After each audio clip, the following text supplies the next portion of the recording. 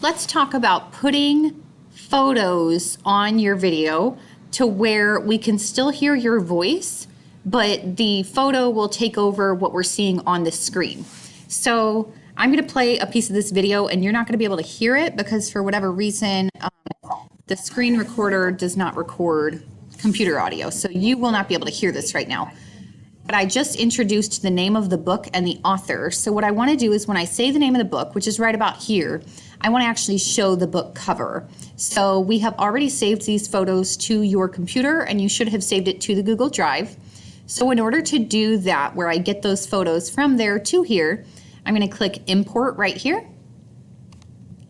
And then it brings up a screen, something like this. Now this will look different for me than it does for you, and I wish it didn't. I wish it looked the same, but it does look different. So you guys have a bunch of options underneath, and then up here it says browse to select. So we do want to take them from Google Drive, but for some reason for you guys, it doesn't quite work by clicking it down here. So you're going to hit browse to select.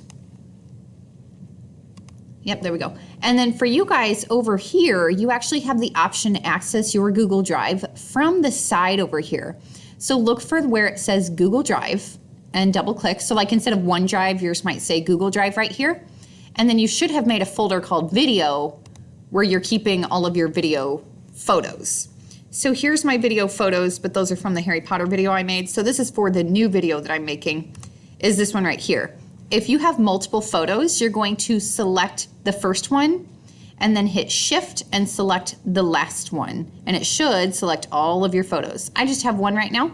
So I'm going to do open and it should put it up here.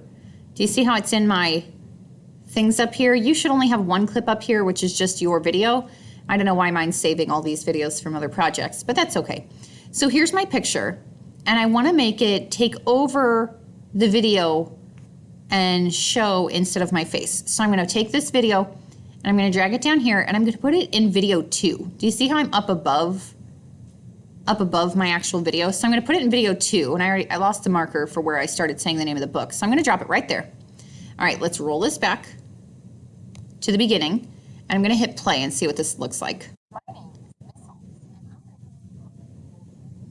Here we go. All right, so there I just finished saying the name of the author. So what I want to do though is this is just a little bit boring because it just shows the cover of the book, which is totally fine if you want to do that. But I want to make this look just a little bit more interesting. So I'm going to double click the photo. So here I am down here. I'm going to double click and it gives me all these options. So I can transform it. I can crop it if it's too big. I can do an animation. All right, for animation, I'm going to start, I want to start zoomed in on the title. So for the start position, make sure it's blue. I'm going to zoom in and move this down. Okay, and then where I want it to end is zoomed in but down near the bottom. I'm going to zoom in. I'm going to go down near the bottom. Okay, so let's save changes and see what that looks like. So I'm going to roll it back.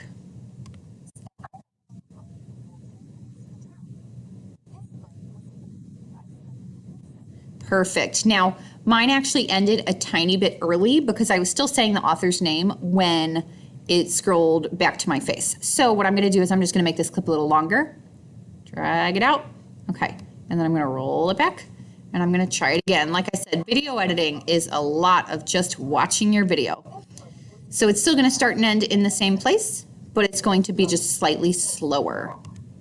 So that is how you transform your photo and make it just a little bit more interesting.